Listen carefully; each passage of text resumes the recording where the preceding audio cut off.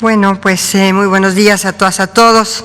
Quiero iniciar esta conferencia diciéndoles que, tal como lo han informado las autoridades de salud, el señor presidente se encuentra muy bien, con síntomas ligeros, en plena recuperación y en ejercicio de sus funciones, atendiendo asuntos públicos, los cuales los necesarios, y esperamos que cumpla con su periodo de aislamiento voluntario de la mejor forma posible, y en cuanto los especialistas den su aprobación, pues estará de regreso con nosotros para continuar personalmente este ejercicio informativo. En seguimiento también a varias estrategias que, por ejemplo, de salud, de la coordinación que tenemos con la vacunación, pues estamos coordinados con los 3 niveles de gobierno y desde luego las autoridades se encuentran implementando estas acciones y han sido sumamente respetuosas con la distribución de competencias y la corresponsabilidad de todas. Quiero también decirles que cualquier tema de salud que sea hoy motivo de las preguntas de ustedes, yo quisiera, como todas las tardes, que las llevaran a la vespertina, porque pues este ejercicio de transparencia y de rendición de cuentas es en la mañana con la conferencia matutina y también es en la tarde en la materia de salud, así que les voy a solicitar muy atentamente que estos temas de salud los lleven en la tarde a las autoridades del sector salud competentes. Lo único que quiero comentarles también es que, por supuesto, está el día de hoy con nosotros Javier May para dar cuenta de los programas sociales de adultos mayores y de personas con discapacidad, porque, por supuesto, que esta cuarta transformación es integral, es inclusiva, y desde luego por eso estamos centrando nuestras acciones prioritarias de esta estrategia en los sectores menos privilegiados de la población, en los grupos en situación de mayor vulnerabilidad, y el presidente de México ha tenido siempre esta visión que contempla las diferentes etapas de la vida y es especialmente sensible con los adultos mayores, porque generar un Estado que difunda lo que parece una novedad, pero que no lo es, y así como una etapa formativa, como una etapa productiva, también hay una etapa en la que las capacidades físicas van mermándose, que es la vejez, y esta no debe de ser, y a veces lo es lamentablemente, vista desde un desprecio o una lástima, sino que debe de ser vista desde la dignidad y el respeto a todas las personas adultas mayores. Por eso es sumamente importante que tomemos en consideración a los adultos mayores, ya que no solamente son más vulnerables desde el punto de vista fisiológico, sino que también socialmente a veces han experimentado desigualdad y, como yo les decía, lástima. Y no, tenemos que darles y verlos desde el punto de vista de su dignidad y de su respeto. Por eso es que este ejercicio de acciones públicas deben de diferenciar a las poblaciones, a los objetivos poblacionales, y deben enfocarse precisamente en atender prioritariamente a la población que por alguna razón objetiva más la necesitan. Así que entonces, por eso es que el día de hoy el secretario de Bienestar, Javier May, va a darles cuenta de los programas a 2 poblaciones vulnerables, los adultos mayores y las personas con discapacidad. El presidente López Obrador ha sido siempre un hombre con conciencia social y lo ha demostrado en cada una de sus acciones al frente del gobierno de México. Y recordemos que él, como jefe de gobierno, inició este programa de adultos mayores y, por supuesto, fue el impulsor de la idea que hoy se materializó en la reforma constitucional del artículo 4, al elevarlo a rango constitucional, la protección a las personas mayores, otorgándoles el derecho a recibir una pensión a partir de los 68 años. Esta decisión, desde todos los puntos de vista, es trascendental, ya que una de las principales causas de que este grupo etario represente alta vulnerabilidad se debe precisamente al monto de sus ingresos.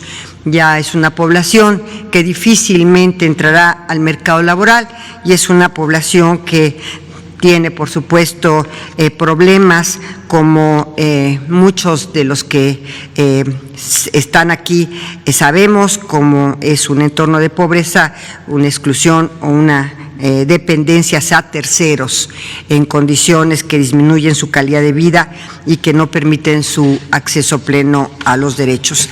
Y estas acciones que este gobierno seguirá obviamente implementando y rigiéndose bajo los más estrictos criterios de justicia social, y es una convicción del señor presidente, pero también él lo ve como una obligación hacia este grupo de los adultos mayores y de las personas con alguna discapacidad.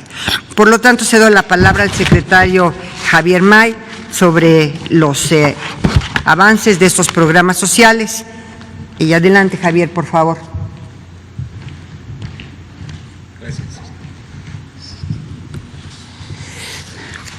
Con su permiso, señora secretaria, Olga Sánchez Cordero, buenos días a todas, a todos.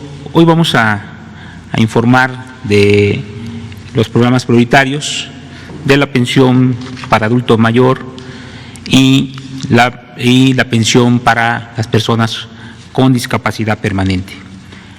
A partir de la reforma al artículo 4 constitucional, impulsada por el presidente, el licenciado Andrés Manuel López Obrador, las personas mayores de 68 años de edad tienen derecho a recibir una pensión por parte del Estado.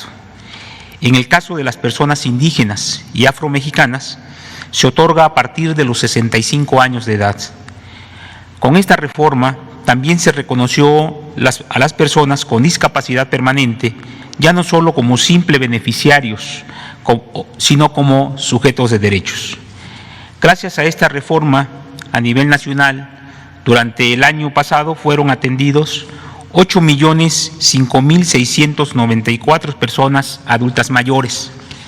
La pensión para el bienestar para las personas adultas mayores y personas con discapacidad permanente este año tendrán una inversión total de 152.276 millones de pesos.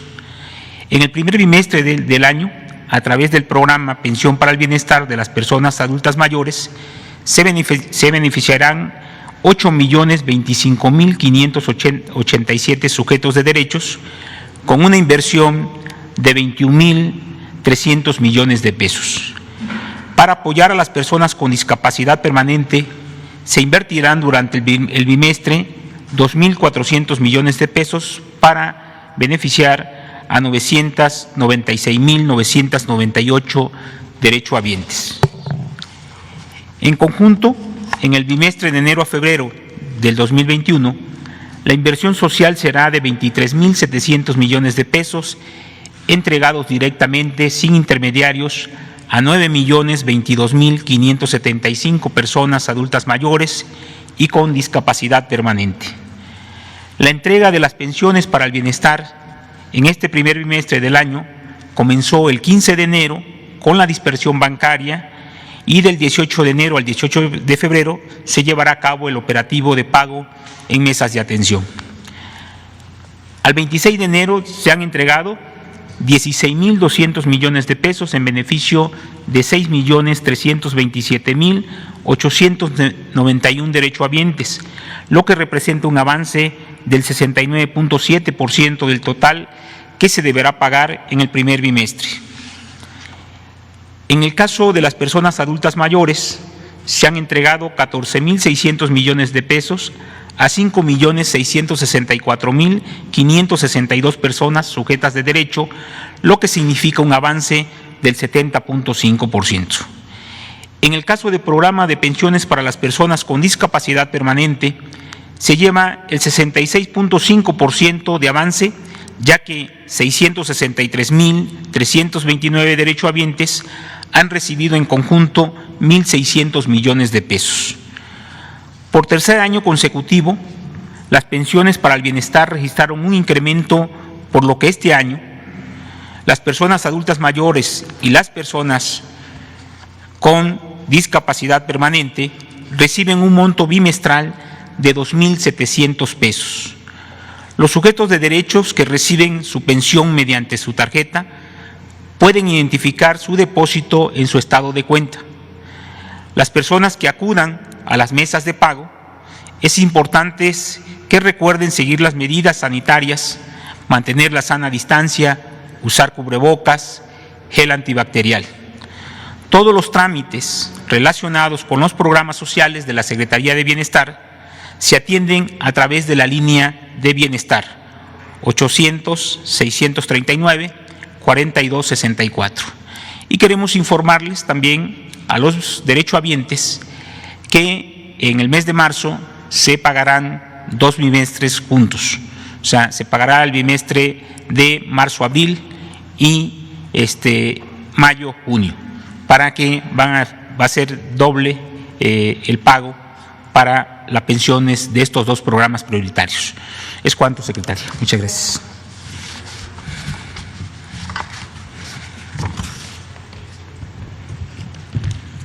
Ahora, si quieren uno de cada fila, de este lado y de este. Por favor. Gracias, buenos días. Me gustaría aprovechar… ¿Más cerca? Antonio Baranda, de Reforma. Secretaria, buenos días. Me gustaría aprovechar la ocasión de la presencia del secretario para preguntarle sobre las consideraciones que hacen legisladores de oposición sobre la participación de los servidores de la Nación en estas brigadas de vacunación. El día de ayer se pronunciaron porque el Instituto Nacional Electoral supervise la función de estos servidores en estas brigadas. Me gustaría conocer la opinión del secretario sobre este tema y qué opina sobre quienes consideran que esta participación de los servidores podría generar una equidad en la contienda o bien promocionar indebidamente los programas sociales del gobierno federal. Es para ti la pregunta, mi querido Javier. Gracias. Sí, con mucho gusto. Miren, si no más recuerdan, este gobierno impulsó una reforma al Código Penal para que los programas sociales no sean utilizados como torcer la voluntad popular. De esta manera, quiero decirles que antes de que llegáramos nosotros, se aplicaba de manera discrecional estos programas.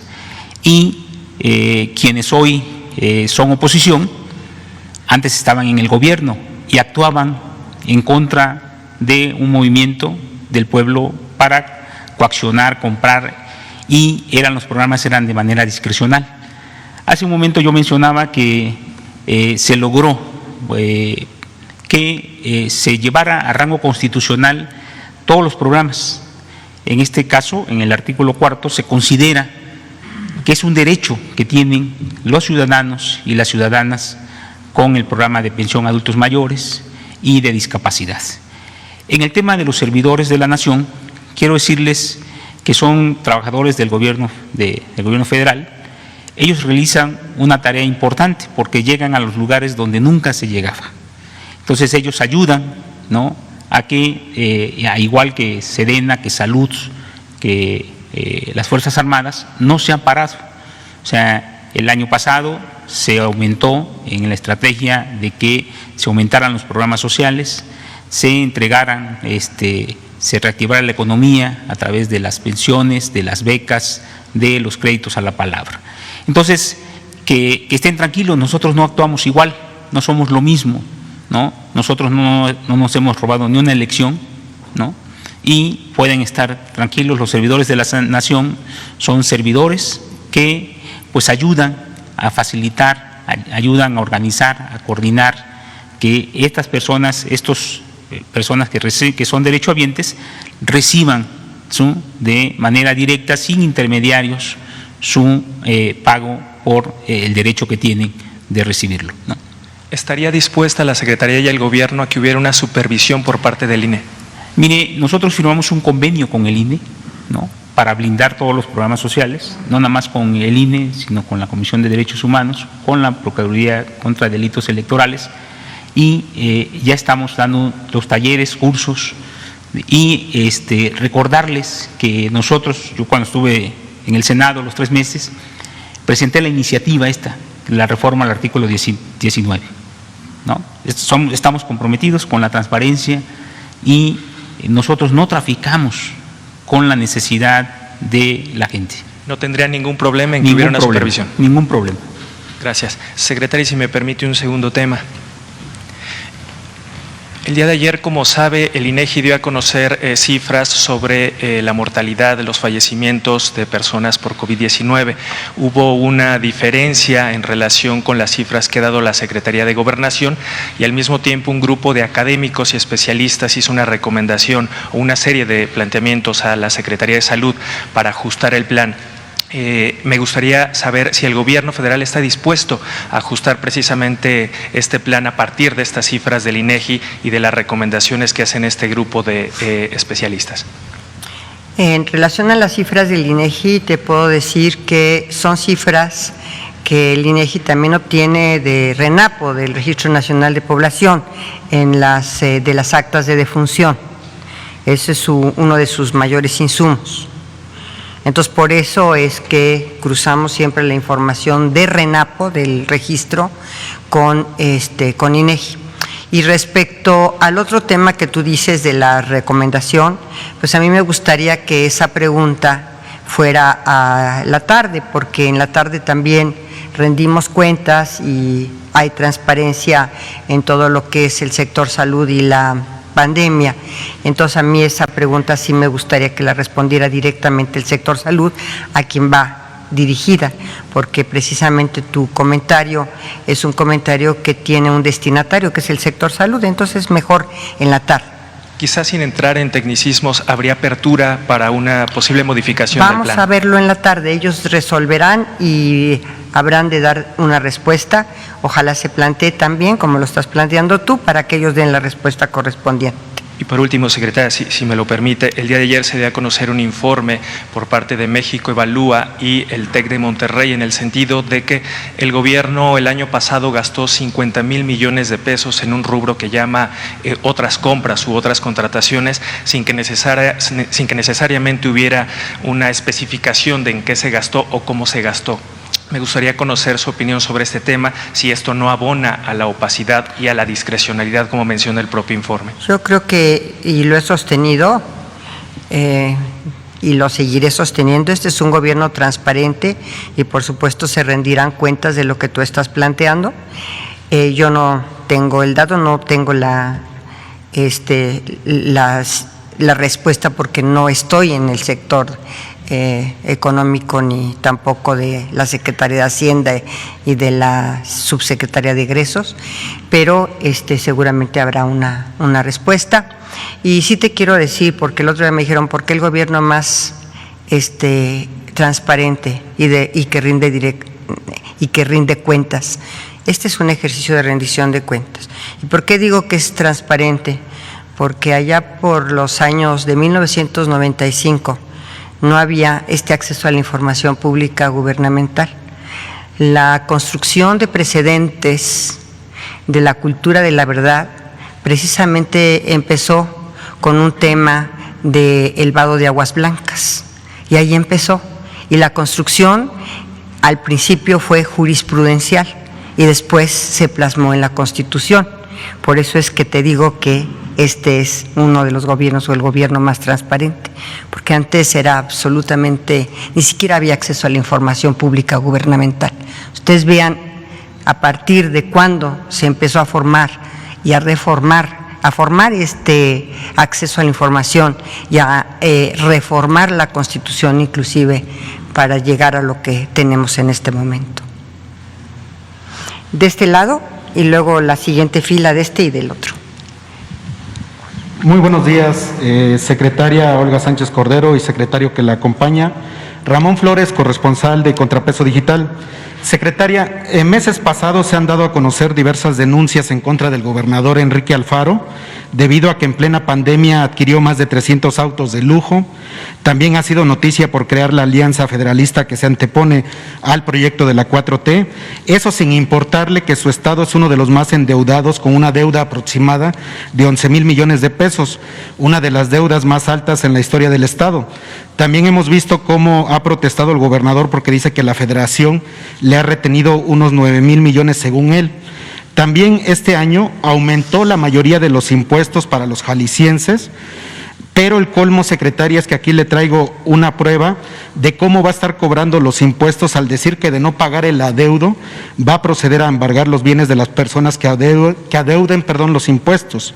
Secretaria, mi pregunta en concreto ¿es válido que en plena pandemia el gobernador de Jalisco aumente los impuestos y que además amedrente a sus gobernados que de no pagar se les van a embargar los bienes? Mira, yo sí te puedo contestar desde este punto de vista. Primero, has hecho tú algunas manifestaciones en relación tanto a su persona como a su política.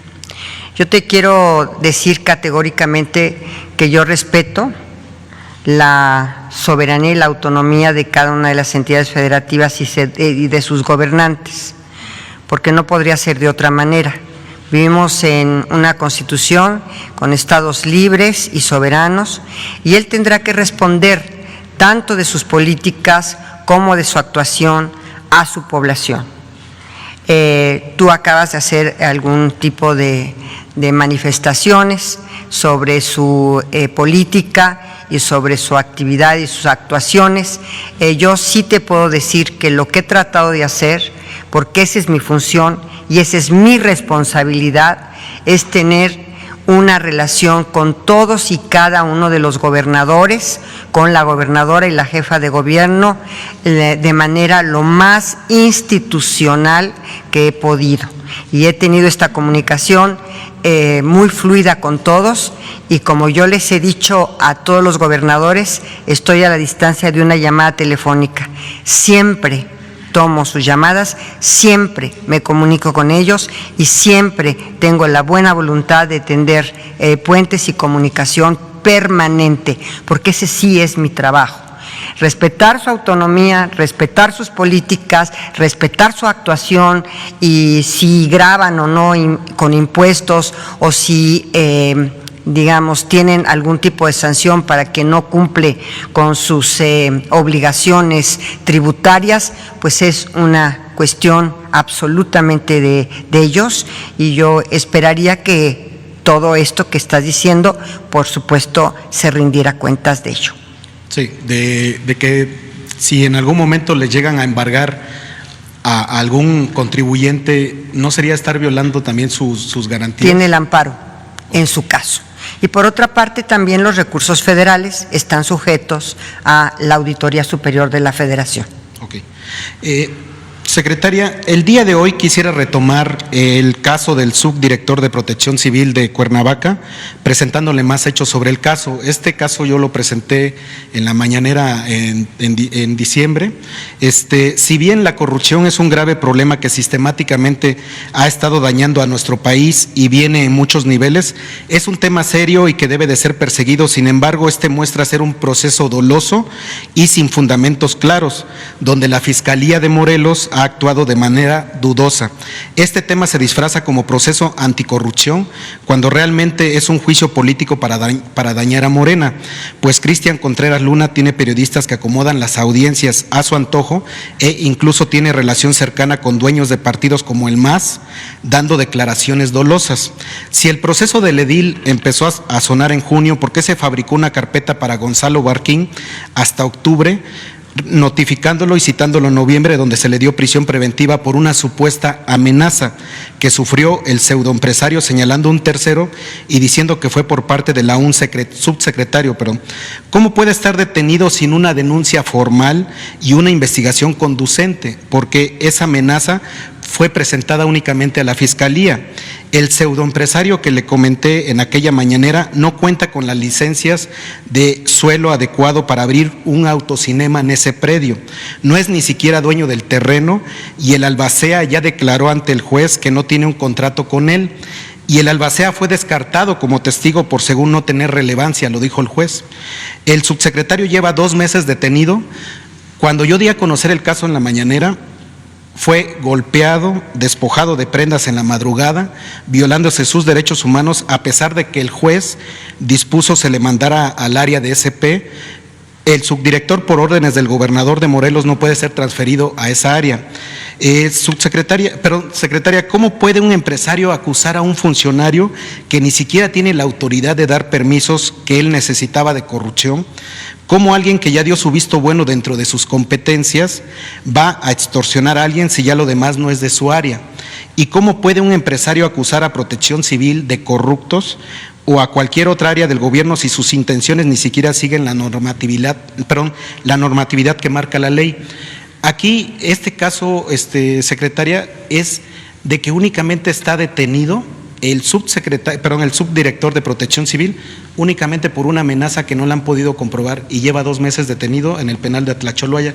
¿Qué se podría hacer en este caso, secretaria? Mira, yo te puedo decir algo y lo digo con toda la apertura. En muchas ocasiones tenemos fiscales que sobre todo en las entidades federativas, en donde realmente pues no tienen una actuación, por decirlo menos, apegada a derecho. Y con esto de que y lo he dicho, con esto de que hay una autonomía ya de las fiscalías, pues no rinden cuentas, no tienen controles ni siquiera de carácter político de su actuación. Al único que podrían responder es al Congreso de cada entidad federativa que los nombró. La sociedad quería fiscalías autónomas y tal parece que esta autonomía se la han tomado como fuera del Estado. Sí. Entonces, yo sí quisiera inclusive proponer una adición a estas normas constitucionales para que los fiscales respondan, digamos, a sus mandantes. ¿Y quiénes son sus mandantes? Los congresos locales, precisamente para que sus actuaciones estén estrictamente apegadas a la legalidad, a la Constitución y a derecho. En este caso hemos tenido éxito en la unidad de fortalecimiento al sistema de justicia. Quiero que quede claro que no todos los fiscales son así y actúan de esa manera, pero en algunos casos no tienen ningún control de carácter ni siquiera jurisdiccional y menos aún de carácter político. Yo estimo que podríamos nosotros ver la situación porque hemos tenido mucho éxito en esta unidad en seguimiento a algunos casos y hemos logrado éxito, a veces dialogando y a veces interponiendo algún tipo de recursos. Si es así como tú lo planteas, y qué bueno que estas mañaneras sirvan también para hacer denuncias sobre la actuación de algunas autoridades y que estas autoridades pues vean que sus casos están siendo denunciados públicamente para que su actuación se apegue a la legalidad. Pues nosotros hemos tenido éxito en algunas situaciones. Yo, este caso concreto, le diría a mis colaboradores que pues lo estuvieran siguiendo, a ver si desde la Secretaría de Gobernación nosotros podríamos avanzar en esto que tú indicas, que no está pegado ni a la legalidad, ni era un funcionario competente para dar estas autorizaciones y sin embargo este funcionario está siendo, hasta donde tú estás indicando, privado de su libertad. Sí, si me permite, le voy a entregar las pruebas a través de Jesús. Nada más hacerle una última pregunta sobre el mismo tema. ¿Se puede revisar su caso? Porque el caso del subdirector de Protección Civil se está litigando en las redes, o sea, ya filtraron en la audiencia, el dirigente de un partido dice que nada más para que vean que él sí puede meter a la cárcel a todos los funcionarios de Morena, o sea, es un caso muy arbitrario, y aparte no ha sido destituido el subdirector, o sea, el subdirector de Protección Civil está en la cárcel siendo funcionario. Sí, lo vemos con gusto. Si le quieres si nos entregan la documentación correspondiente, con mucho gusto lo vemos. En la segunda fila, tú, por favor.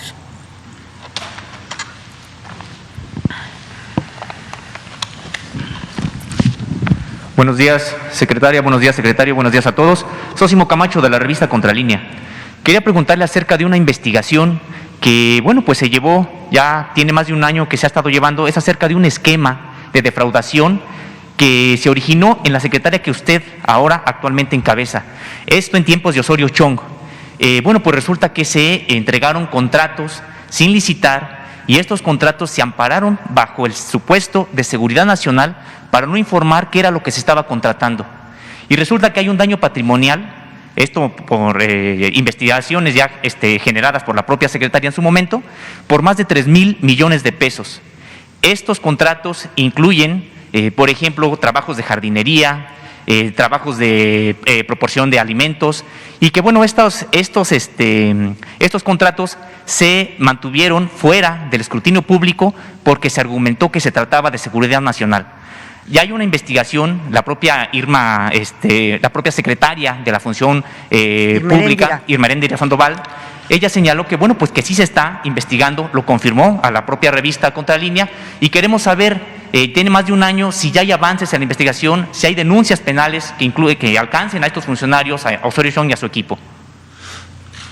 Efectivamente está en su cancha ahorita de la secretaria de la Función Pública, y con mucho gusto yo investigo qué avances ha tenido estas denuncias y si hay o no interpuestas denuncias penales. Pero seguramente, porque es muy responsable, la secretaria de la Función Pública está trabajando sobre lo que tú ahorita estás denunciando.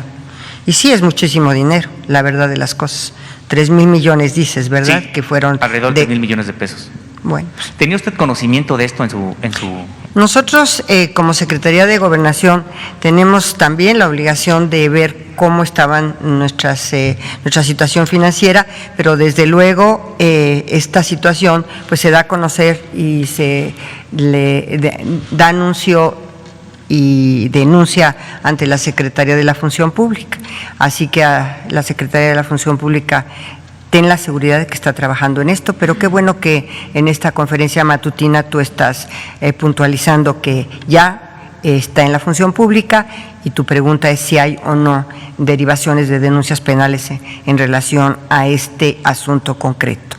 Claro. De acuerdo. Gracias. En una segunda pregunta, secretario, si me lo permite, bueno, pues hay un científico mexicano acusado de espionaje, de espiar supuestamente para el gobierno ruso en Estados Unidos. Fue detenido en Miami, es un científico pues reconocido, y quisiéramos saber si el gobierno mexicano tiene algún tipo de defensa, hay algún tipo de representación, en qué situación se encuentra este científico mexicano acusado en Estados Unidos.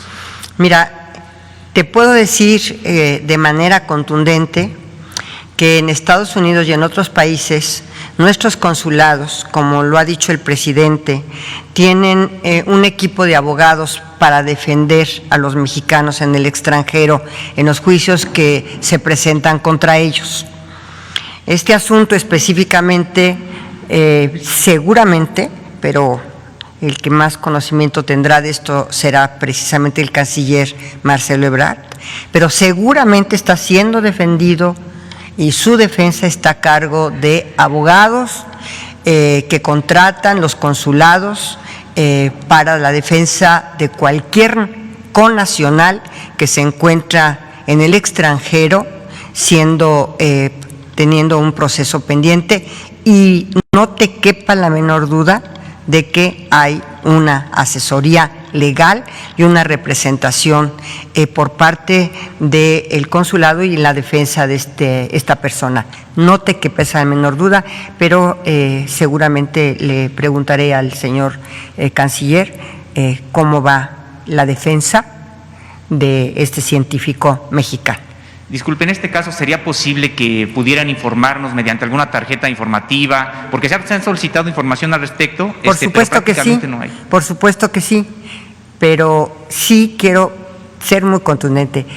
Cualquier mexicano en el extranjero que enfrente un proceso es defendido por un equipo de abogados que contrata o que están dentro de los mismos consulados. Eso sí, porque es una prioridad para México la defensa de sus connacionales en el extranjero. Te puedo decir. Gracias. Finalmente, la próxima semana acudirá el subsecretario Alejandro Encinas a la región Triqui a propósito de un conflicto pues armado muy grave que está ocurriendo en la región. Quería preguntarle, bueno, pues qué posición llevará, de qué manera buscarán resolver esta situación que ya ha generado desafortunadamente desplazados, más de 700 personas desplazadas. Sí. Hay también personas que ya han sido asesinadas por armas de uso exclusivo de las Fuerzas Armadas, perdón. Efectivamente, el subsecretario Alejandro Encinas personalmente está atendiendo este asunto.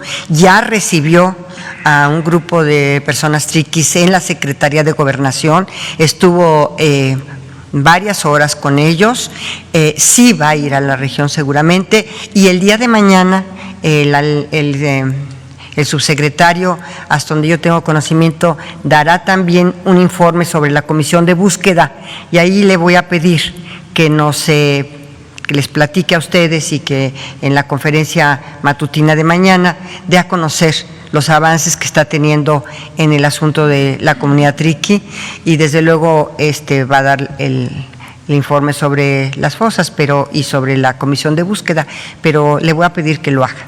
Perdón, ¿tiene fecha para asistir? Él está con cualquier conflicto social, hay todo un proceso para la pacificación y para la atención de toda la comunidad, y este es el caso.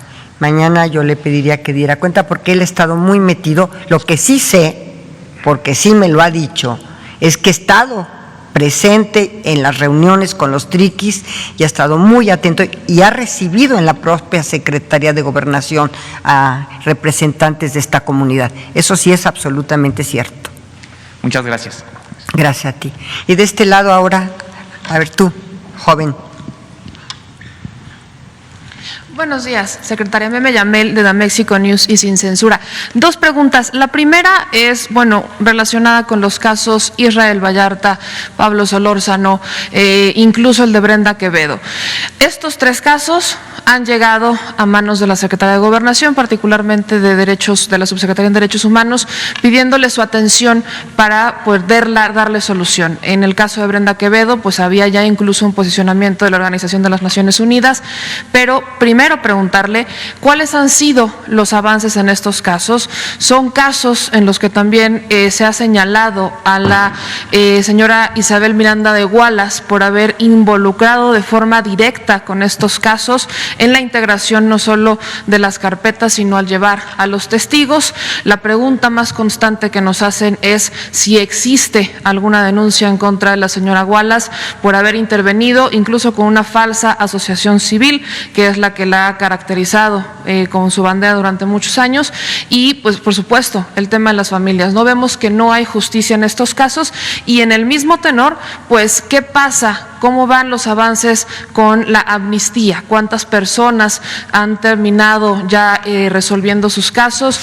Este es un tema que conoce muy bien, secretaria. Sí, por supuesto que conozco los casos que tú me estás mencionando. Yo personalmente he estado en contacto con las hermanas de Israel Vallarta, con los hermanos también de Israel Vallarta, y por supuesto que estamos atendiendo este caso. También hemos estado, y yo personalmente he estado con la mamá de Brenda. Entonces, estos casos sí los hemos estado atendiendo en la Secretaría de Gobernación. Hasta donde yo tengo conocimiento, no hay una denuncia en contra de la señora Gualas, cuando menos no se ha presentado. No sé si ya habrán presentado los familiares de estas personas algún tipo de denuncia. Yo no tengo conocimiento de que de que haya o que existe esta denuncia, pero lo que sí te puedo decir es que el contacto ha sido directo con los familiares, directo y permanente. Ellos están en la Secretaría de una forma constante, y no solamente ellos, también, por ejemplo, las hermanas del exgobernador Eugenio Hernández, a quien también hemos estado atendiendo, y otros casos que nos ha estado encargando el presidente en estas mesas de justicia. La atención ha sido. Ahora, ¿vamos a avanzar? Pues sí, pero tú sabes que las instancias de justicia, de impartición de justicia, pues con todos los recursos que se interponen y todas veces se prolongan un poco más de lo que quisiéramos que se prolongara. Respecto a la amnistía, el lunes, si me permite Jesús, para que podamos nosotros dar cuenta de los casos que estamos revisando en amnistía, de los casos que ya tenemos digamos, porque el juez es el último que tiene que dar su palabra, la última palabra es del juez para poder excarcelar y que obtengan la amnistía a estas personas.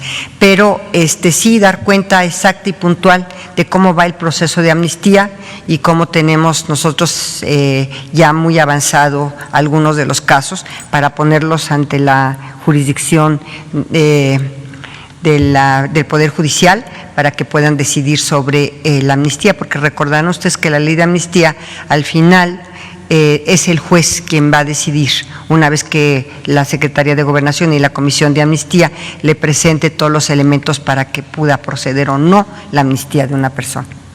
Pero sí es el juez, al final. Ok, muchas gracias, secretaria. Y en otro lado me gustaría hacerle una pregunta, aprovechando que está el secretario del Bienestar.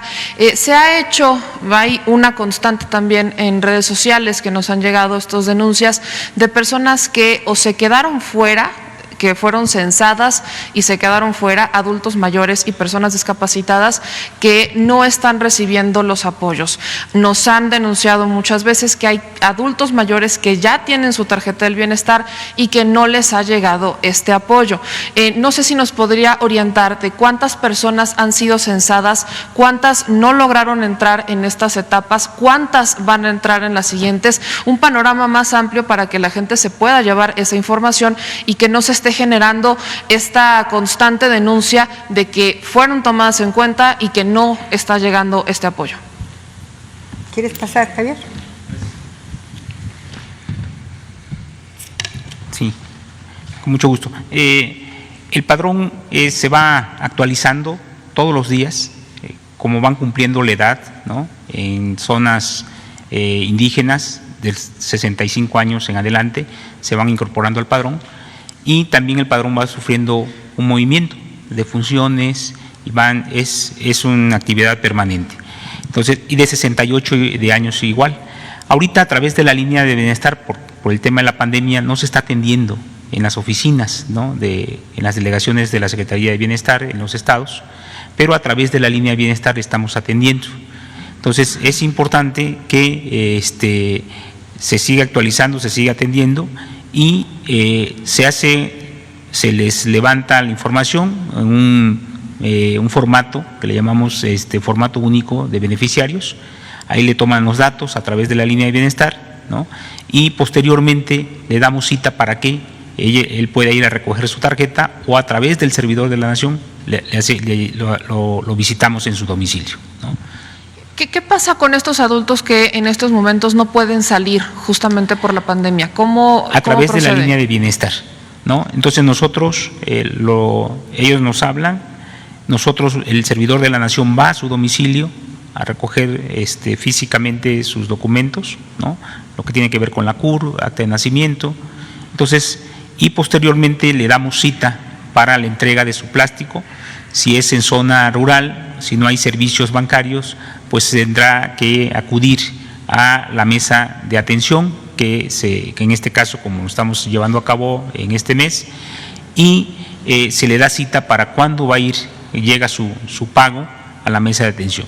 Entonces, es a través de la línea de atención. Nos ha costado, es porque el adulto mayor, pues siempre se le dificulta más a veces llamar, pero si nos habla, nosotros lo localizamos, vamos a visitarlo y le damos la atención, ¿no? Aproximadamente como cuántos están tardando en promedio. Mira, nos estamos tardando un mes y medio para que puedan incorporarse al programa, ¿no? A partir de que recibimos los documentos, procesamos la información, se incorpora al padrón, hacemos un cruce con RENAPO para que la CUR pueda cruzar, sea válida, y una vez que se validan sus documentos, ya al siguiente bimestre cobra. Muchas gracias.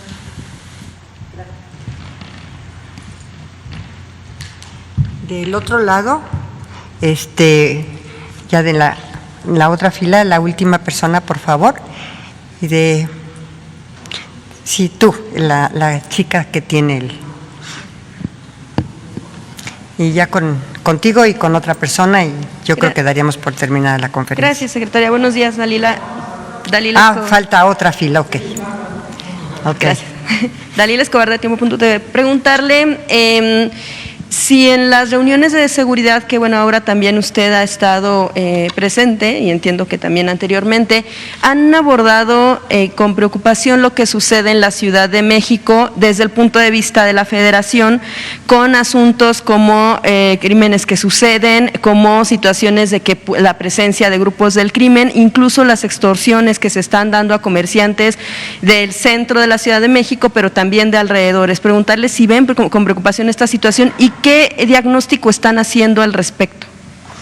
La jefa de gobierno todos los lunes está en la reunión de seguridad y todos los lunes nos comparte las cifras que tiene ella sobre el tema de la delincuencia, y yo te puedo decir que lo que nos ha compartido es que prácticamente todos los delitos han ido a la baja, todos los delitos, y ella da una conferencia también matutina en relación al estado que guarda la Ciudad de México, en materia de muchísimos rubros.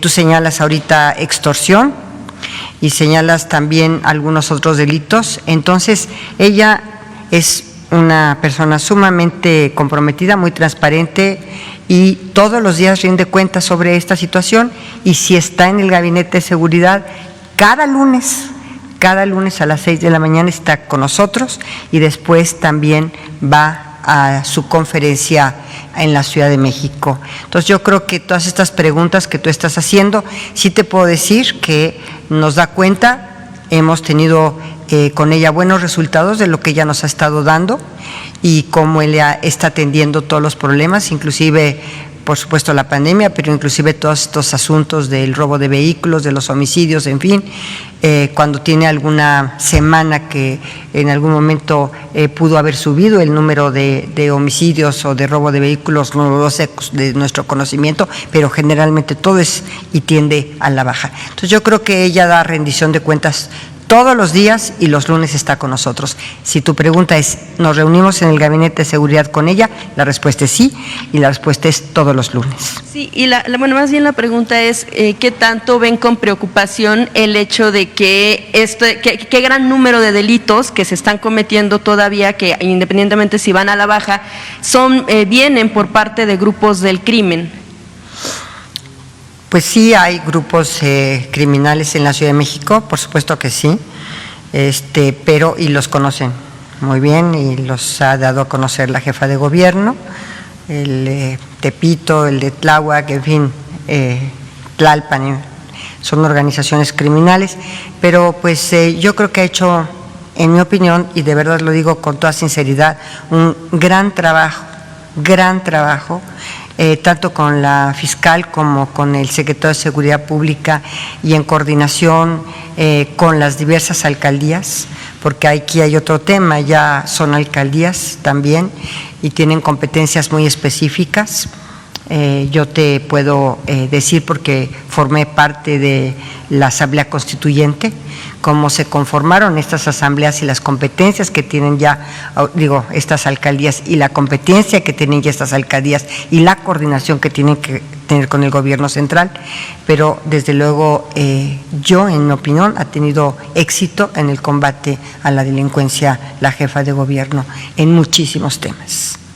Gracias, secretaria. En un segundo tema y último, lo que tiene que ver con la cuestión de salud, pero meramente de la opinión que da ayer el rector de la Universidad Nacional Autónoma de México, Enrique Graue, en torno a que desde el inicio de la pandemia, cómo iban a tomar este reto, por supuesto, importante y enorme, no nada más en México, en el mundo, pero sí en México, que estaban viendo que había una situación de infraestructura y de hospitales pues muy deteriorada y que preveían que podía ser muy complicado, y que lo que ahora se está viendo es que en efecto el sector salud se ha visto rebasado, y que prueba de ello son las más de 153,000 muertes que hay actualmente en torno a esta nueva enfermedad. Preguntarle pues precisamente si usted, si consideran, con todo lo que han analizado, con todo lo que se observa en el país, si esto en efecto sucede, ¿el sector salud se ha visto rebasado por la pandemia? Mira, sí vi las declaraciones del doctor Graue, sí se formó este grupo de expertos, de académicos. Yo respeto muchísimo al doctor Graue, incluso yo me puedo apreciar de tener una amistad con él, pero yo quisiera que este tema te lo pudiera contestar el sector salud, y te lo pudiera contestar porque ellos tienen todos los elementos, los vemos en la mañana en la reunión de seguridad, pero es un tema estrictamente del sector salud. Entonces, yo creo que esta tarde seguramente habrá alguna manifestación de los encargados no solamente de atender el tema de la pandemia, sino de todos los encargados del sector salud que están todos los días aquí y todos los días en la tarde, en la vespertina, dando cuenta de lo que acontece.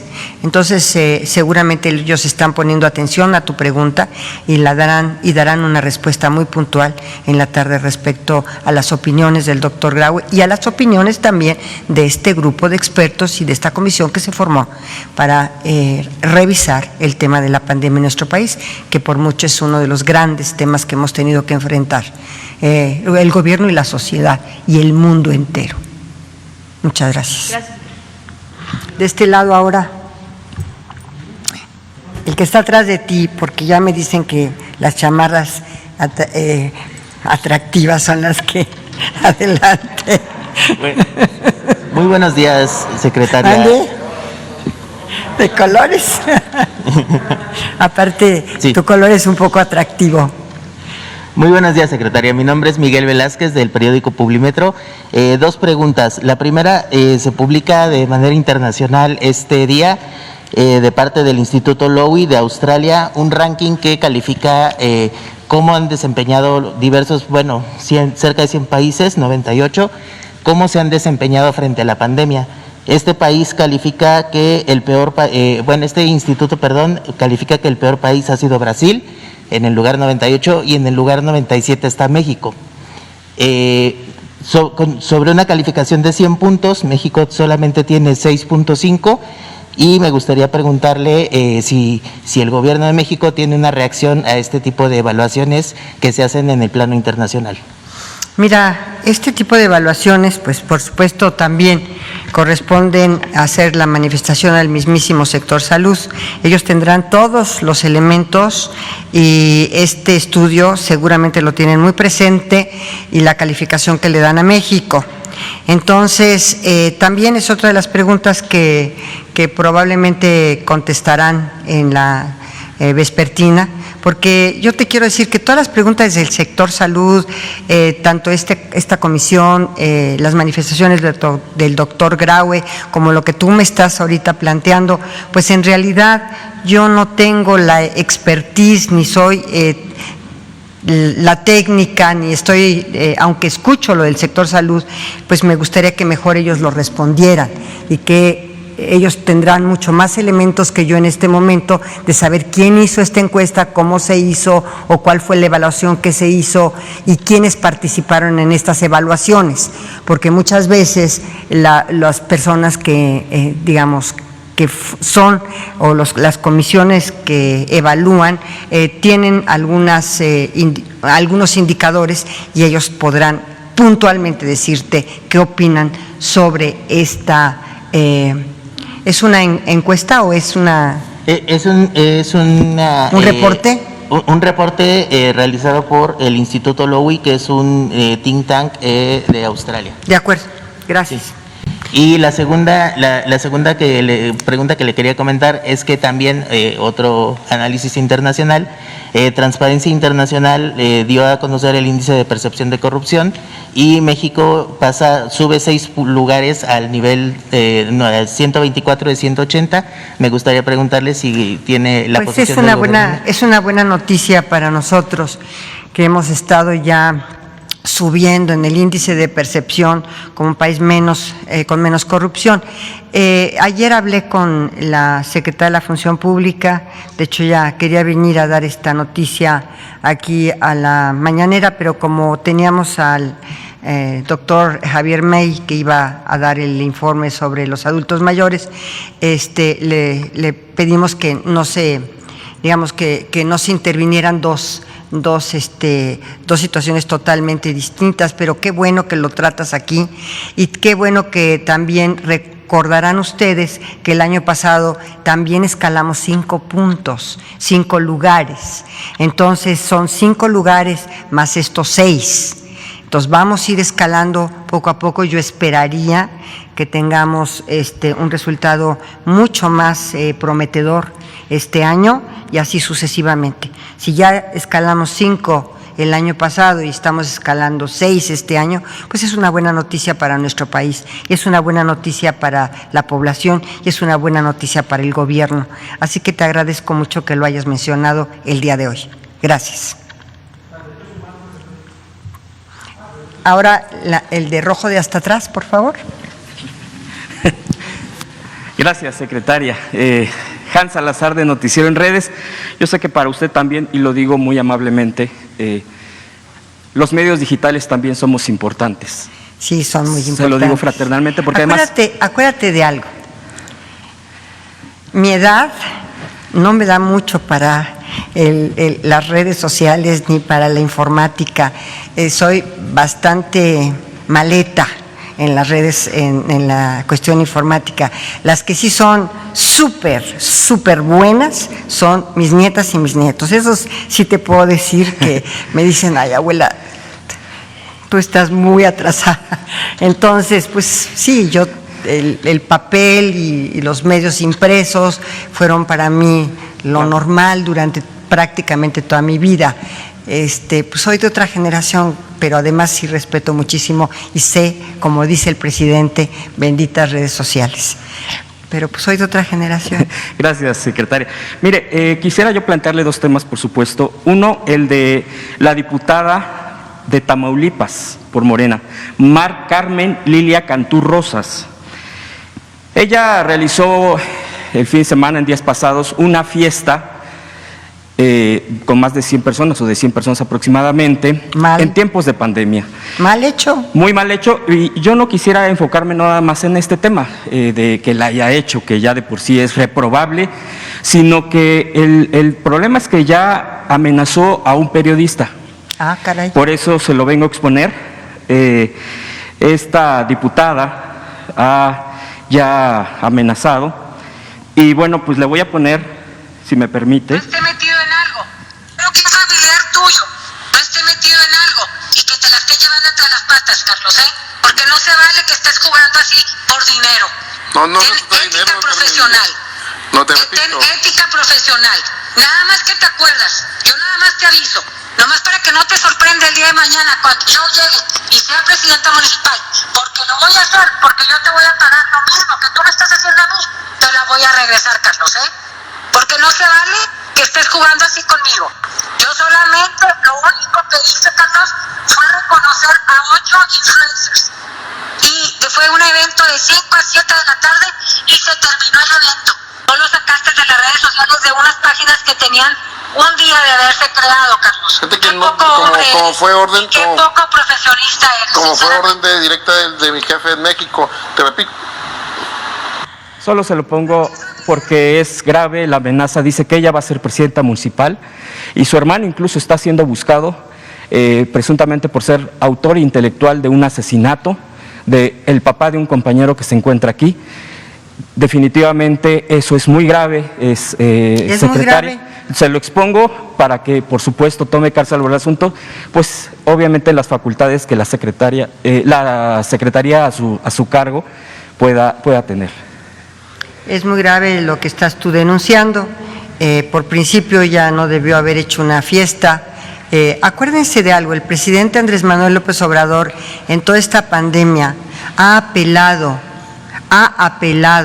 a la población para que se autoconfine y respete las medidas que están siendo dictadas por el sector salud. Eso es lo que ha hecho el presidente. No ha establecido medidas restrictivas a las libertades, no hay toques de queda, no hay que no puedan tener movilidad las personas dentro del territorio. Yo recuerdo que al principio de la pandemia hablé con varios presidentes municipales que verdaderamente habían blindado a sus municipios y nadie podía ni acceder al municipio ni salir del municipio. Y hablé con ellos y les dije, bueno, a ver, la movilidad en este país y la libertad de tránsito está garantizada. Entonces el presidente ha apelado a todas que la conducta de los ciudadanos sea responsable. Y yo creo que no es responsable alguien que hace una fiesta de más de 100 personas en plena pandemia. Yo creo que todos debemos de tener una responsabilidad, no solamente personal, sino una responsabilidad social para cuidarnos y para cuidar a los demás. Precisamente, fíjate, en este tema, las iglesias han sido sumamente responsables. Se los reconocí yo el otro día que les dimos el registro a varias de ellas en una conferencia, en una videoconferencia que tuve con muchas de las iglesias, y les reconocía yo precisamente su responsabilidad social al no haber convocado, por ejemplo, o no el haber cerrado los templos, o no haber convocado por ejemplo, a peregrinaciones y ese tipo de cuestiones que hubieran traído como consecuencia graves contagios entre la población. Entonces, estamos apelando, y el gobierno del presidente López Obrador ha hecho eso, apelar a la responsabilidad de cada uno de nosotros para no hacer este tipo de situaciones. Y desde luego el otro tema de la amenaza, pues fatal también, muy poco afortunada, por decirlo menos. Y vamos, obviamente, yo platicaría con ella desde luego.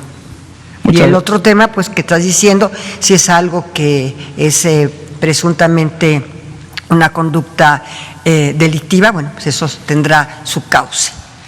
Claro que sí, secretaria, pues sí, ojalá pueda ser, porque es muy delicado esto de la amenaza, aún que por cierto, aclaro que esta grabación está en las redes sociales, no es secreta. El día de ayer se subió por parte de periodistas. Quiero decirte que me encantaría las redes sociales y de verdad estoy tratando de modernizarme. Y de verdad lo hago con mucho gusto y con mucho cariño, sobre todo porque es un reto para mi generación esto. Y es un reto para mi generación avanzar junto con estas generaciones que ya se manejan ya sin papel prácticamente y todo es digital. Gracias. Esta grabación está en redes sociales por parte de periodistas desplazados, solamente se lo comento, y le recomiendo Noticiero en Redes, por supuesto, que soy corresponsal. Correcto, así de con que mucho gusto. Ojalá nos vea. Segundo tema rapidísimo, secretaria, es el tema delicado de un doctor.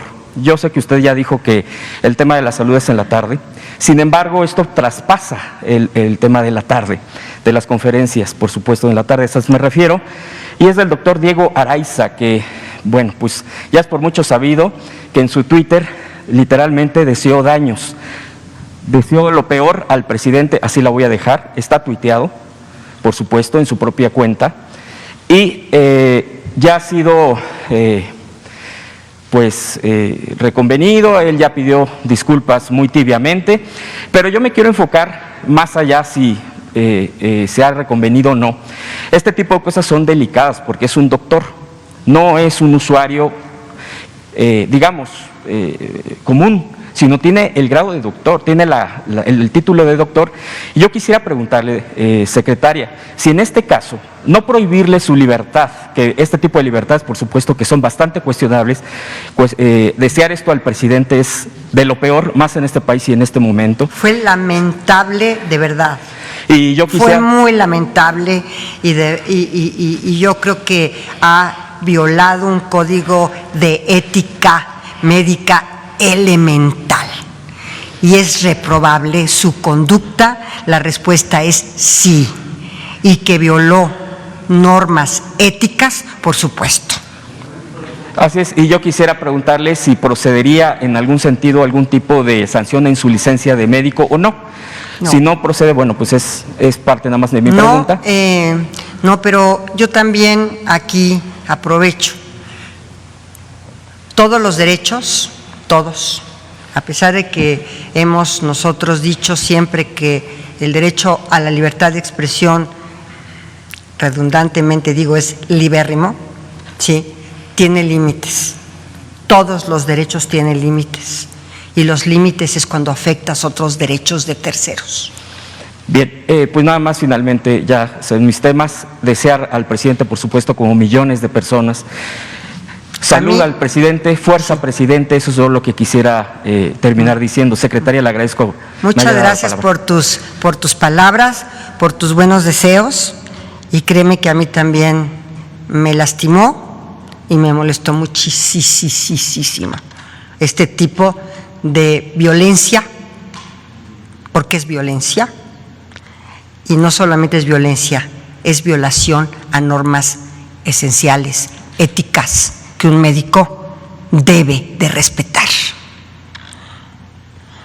Y me enoja mucho, ¿para qué te sigo diciendo más?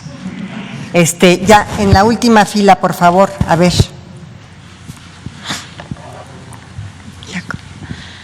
Buenos días, secretaria Sara Pablo de Grupo Fórmula. Preguntarle, porque usted tiene la relación con los gobernadores, la relación política, ¿qué le han planteado? Ellos han insistido mucho mediáticamente en que quieren participar en este esquema de vacunación contra el COVID, incluso pues algunos han tenido expresiones en contra de que participen los representantes, los servidores de la nación. Ellos, ¿qué le han planteado y cuál ha sido la respuesta que usted les ha dado en este asunto? El presidente fue muy categórico. Ellos pueden inclusive también adquirir por sí mismos las vacunas, el Sistema Nacional de Salud, y desde luego que la campaña de vacunación, pues por supuesto que se estamos apoyando también en las entidades federativas, es decir, no solamente es el gobierno federal, sino que estamos también apoyándonos en todas las entidades federativas para llevar a cabo este proceso tan complicado que, digamos, ha sido una logística complicada para poder llevar a cabo esta vacunación. Las vacunas en el mundo, textual, son escasas. Todos los países del mundo quieren las vacunas, todos. México, por supuesto, no es la excepción. Y tan el presidente está consciente de la necesidad que tenemos también de acceder al mercado de las vacunas, que él personalmente ha estado hablando con jefes de Estado, con presidentes, con primeros ministros, para que nosotros podamos tener el acceso a las vacunas. La última fue la llamada que tuvo con el presidente Putin, y entonces el presidente sigue atendiendo los asuntos más importantes. Él está bien, yo les aseguro que está muy bien, muy optimista como él es siempre, de muy buen humor, y muy pronto lo tendremos con nosotros. Entiendo que los gobernadores lo que plantean es que el sistema de salud estatal participe de algún modo en este proceso de vacunación. ¿Esto es factible o no? Bueno, yo creo que se les ha estado mandando mensajes muy importantes, porque si bien tuvimos esta videoconferencia que seguramente vamos a repetir la próxima semana, el jueves, ya con nuestra querida amiga Claudia Pavlovich como presidenta de CONAGO, vamos a tener esta reunión nuevamente y vamos a decirles que sí, nos estamos apoyando en su sistema de salud también para poder llevar a cabo la logística de la vacunación. Entonces, y también una de sus preocupaciones era que si ellos podían comprar la vacuna por sí mismos, pues ojalá también puedan acceder ellos a tener esta oportunidad en el mercado internacional de traer la vacuna para sus diversos estados. Igualmente el sector privado ha querido también traer sus vacunas para sus trabajadores, por ejemplo, sobre todo los que tienen atención directa con el público y están más expuestos, también me han dicho que quieren traerlas. En fin, pero nosotros tenemos una logística muy clara que hemos establecido. Primero, todos los médicos que tienen el contacto directo con los pacientes COVID, todo el sector salud, afanadoras, laboratoristas, en fin, que tienen este contacto directo, y después los adultos mayores. En fin, hemos estado estableciendo prioridades de acuerdo con los universos y los grupos de población a los que vamos a atender prioritariamente y después subsecuentemente. Yo creo que está muy claro la logística y está muy claro lo que está proponiendo el sector salud ante la escasez de vacunas mundial. Gracias, secretaria. Si me permite una pregunta para el secretario May. Sobre los servidores de la Nación, en medio de esta polémica, preguntarle si nos pudiera decir cuántos ya están participando, si ya fueron vacunados, cuánto ganan, porque también hay polémica sobre el tema de que si ellos van a inducir el voto o no. ¿No podría usted aclararnos cuál va a ser su papel en estas brigadas de estos dos servidores de la Nación y de los otros dos promotores de programas sociales? ¿Qué es lo que qué tarea tienen asignada? Ellos tienen el censo, ¿no? Y tienen todos los... Comentarles, ahorita en esta primera etapa se conformaron 1,100 brigadas, de las cuales participan 2,200 servidores de la Nación en esta brigada. ¿Cuál es la labor que hacen dentro de la brigada los servidores de la Nación? Pues ellos ayudan, ¿no?, a organizar cómo van llegando las personas que van a ser vacunadas, si es el caso de médicos, de enfermeras, ellos organizan y para que puedan acceder, y a través de el personal de salud, que son los que vacunan, ¿no?, se realizan. También de igual manera ellos llevan el control de cuántos, se hace un padrón previo que emite la Secretaría de Salud, en este caso los doctores y los servidores de la salud que son vacunados, ellos ayudan a llevar un control y pasan un reporte de cuántos fueron vacunados en la jornada, ¿no? Entonces, esa es la labor que hace. Y en el caso de la brigada Correcaminos, que van a ir a los lugares más apartados, que son los servidores de la Nación que conocen dónde viven los adultos mayores, que se conocen dónde viven las personas con discapacidad. De igual manera, la labor que van a hacer ellos es de poder llegar a accesar a esos lugares, avisarles, ellos tienen comunicación a través ya de las mesas de atención y a través de los centros integradores, qué día les va a tocar la jornada de vacuna a esos grupos, ¿no? Esa es la labor que hacen los servidores de la Nación.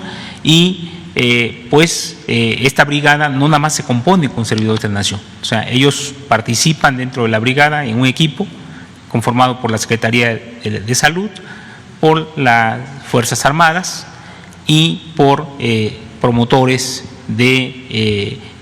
ya sea técnicos productivos, sociales, promotores de desarrollo que están en los territorios. Y preguntarle por su situación laboral. Hay algunos que incluso pues tienen contratos eventuales en el gobierno. Si esto se va a regularizar, ¿cuál es su salario? Porque bueno, también sí, es precaria su situación, entiendo. Sí, ellos ganan un poco más de 9,000 pesos al mes. Son trabajadores que de manera eventuales, ¿no?